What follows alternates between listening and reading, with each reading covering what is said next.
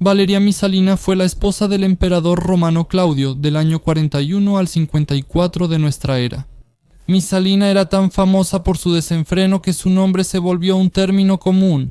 Esta mujer sorprendía incluso a los romanos con sus fantasías sucias, aunque sus costumbres en esa época no eran precisamente puras.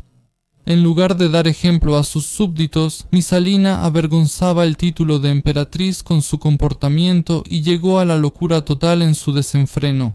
Con sus amantes, Misalina manipulaba a Claudio como quería, su débil esposo le obedecía en todo. Además de su monstruosa depravación, Misalina se distinguía por su crueldad y total falta de corazón. La menor resistencia a sus sucios deseos siempre llevaba a la muerte.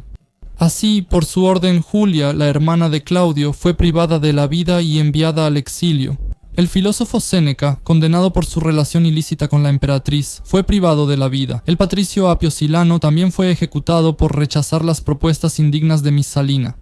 Al invitar a hermosas matronas romanas al palacio imperial, Misalina organizaba orgías indecentes, en las que ellas debían estar presentes y contemplar su propia vergüenza. A los esposos de las desafortunadas víctimas que se negaban a esta tortura moral, se les quitaba la vida sin ninguna misericordia. A quienes aceptaban la invitación y eran cómplices de estas orgías, Misalina los recompensaba generosamente. Y antes de saber qué pasó después, no olvides darle like a este video, suscribirte al canal, activar la campanita para no perderte nuevas historias extrañas y aterradoras y suscribirte al Telegram de Strash Naughty. El enlace está debajo del video. Uno de los amantes de la señorita Salina, es decir, Lucio Vitelio, como muestra de especial distinción, recibió del emperador Claudio el derecho de quitarle las medias de las piernas de su esposa. Todas estas suciedades y obscenidades, por supuesto, provocaron la indignación general contra Claudio y su esposa, y no tardaron en generar conspiraciones cuyo objetivo era reemplazar al emperador. El comandante de las tropas en Dalmacia, Camilo Escribonio, al iniciar una rebelión, escribió una carta amenazante a Claudio, por lo que fue destituido del mando y posteriormente se quitó la vida. La carta de Escribonio aterrorizó al cobarde Claudio, quien ordenó una investigación minuciosa. Todos los implicados en la conspiración fueron ejecutados. En esa época funesta murieron muchos ciudadanos romanos distinguidos y matronas. Algunos de los que fueron sometidos a la investigación se suicidaron. Hipía, la esposa de Peto, se clavó un puñal en el pecho y sacándolo se lo entregó a su esposo con estas palabras: «Toma, querido, no duele en absoluto». Así, incluso durante el reinado de Claudio, que era de mente débil y no cruel por naturaleza, la sangre corría como un río. La causa de esto fue la desenfrenada depravación de la despiadada Misalina y, por supuesto, la debilidad mental del emperador Claudio, quien hacía la vista gorda ante todas las acciones de su esposa. Misalina hacía todo lo que quería. Por ejemplo, le gustaron los jardines de Valerio Asiático y sin ningún reparo ordenó quitarle la vida. Los herederos de Valerio, sabiendo de la insania de Claudio, ni siquiera pensaron en protestar contra este hecho escandaloso. Al igual que Valerio Asiático, muchos ciudadanos distinguidos y muy dignos perdieron la vida.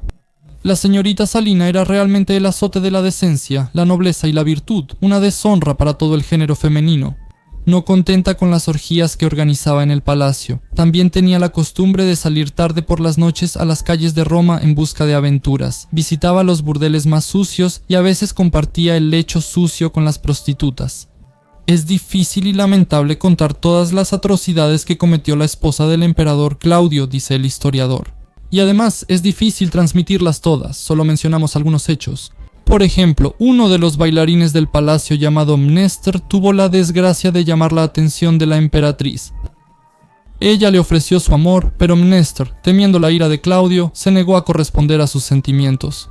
Entonces Mesalina se quejó con su esposo de que Mnester no le obedecía. Claudio llamó a Presún y le ordenó que obedeciera sin reservas a la emperatriz. Él, por supuesto, cumplió la orden de Claudio y abiertamente se convirtió en el amante de Mesalina. Una de las locuras de esta mujer inmoral fue la causa de su ruina, de Mesalina. A la joven Patricia Cilia le gustó uno de los jóvenes más guapos de Roma. La pasión de Mesalina por Cilio terminó por nublar completamente su juicio. Ella iba públicamente a la casa del patricio, le rendía todo tipo de honores y lo recompensaba generosamente. Finalmente, a pesar de que era esposa de Claudio, mientras él vivía, ella decidió casarse con Cilio. Mesalina ordenó que enviaran a la casa de Cilio a los esclavos del emperador Claudio, muebles, varias joyas y otras cosas. Lo que sorprende, ante todo, es que Mesalina decidió celebrar abiertamente su boda con el patricio Silio y firmar un contrato matrimonial, el cual sería firmado como testigos por muchos cortesanos, entre ellos el propio emperador Claudio. La audacia de Mesalina llegó al punto de que se atrevió a entregarle personalmente a su esposo el contrato matrimonial con Silio para que lo firmara. Claudio, con su habitual falta de perspicacia, firmó como testigo de la boda de Mesalina con Silio y luego se fue por un tiempo al puerto de Ostia. Esa misma noche se celebró la boda. Mesalina, vestida con el traje de novia, ofreció sacrificios solemnes a los dioses para ser feliz en su matrimonio. Luego, los invitados fueron invitados al palacio para el banquete de bodas. En la mesa, Mesalina se sentó junto a su joven esposo y después del banquete se fue solemnemente a casa con Silio. Esto parecería un cuento de hadas si no fuera por el testimonio de los contemporáneos, incluido el historiador Tácito. Él habla de la boda de Mesalina como un hecho difícil de creer, pero que demuestra la total insania del emperador Claudio y la locura de la descarada Mesalina. De todos los ciudadanos de Roma, solo Claudio no sabía lo que hacía su digna esposa. Mientras tanto, los cortesanos y especialmente los libertos ex-esclavos comenzaron a preocuparse seriamente. El emperador, al enterarse después de las fechorías de Mesalina, podría enojarse con ellos por no haberle informado sobre semejante escándalo. Después de consultarlo entre ellos, los cortesanos decidieron informar al emperador. El primero en contarle todo a Claudio fue Narciso. Luego, otros 2 cortesanos llegaron de Roma a Ostia y, arrodillándose ante el emperador, le contaron que Silio ya se había casado con Mesalina y que ella le prometía llevarlo al trono imperial.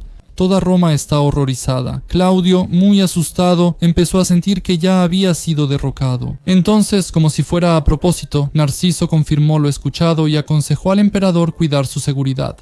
Claudio, aterrado, no sabía cómo proceder. Incluso en el campamento de los soldados no se sentía completamente seguro y preguntaba constantemente a los que lo rodeaban quién era el emperador, si él o Sirio. Mientras tanto, Mesalina, embriagada por la pasión, vivía tranquilamente en la casa de Sirio, como si no hubiera pasado nada especial. Ella planeó un baile de máscaras e invitó a sus favoritos a la casa de Silio. La celebración tuvo lugar en el jardín, Silio fue coronado con una lujosa guirnalda y Mesalina dirigía el coro de las bacantes. Entre los invitados estaba un médico llamado Besio Valente, quien también gozaba del favor de Mesalina. Divirtiéndose con las bacantes, al médico se le ocurrió subirse a uno de los árboles más altos del jardín. Naturalmente, esa travesura pasó desapercibida.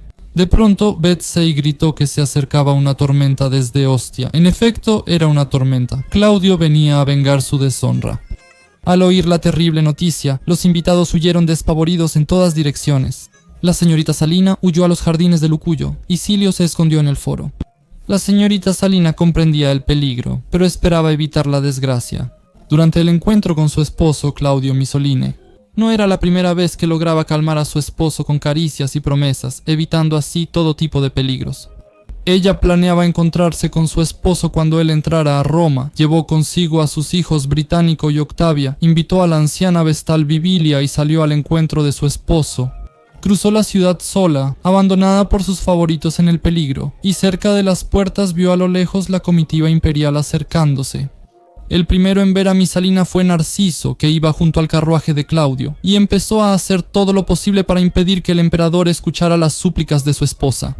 Mientras tanto, Mesalina notó esta maniobra de Narciso y empezó a gritar en voz alta que el emperador Claudio debía escuchar a la madre de Británico y Octavia. Narciso, por su parte, alzó la voz y enumeró todos los delitos de Mesalina.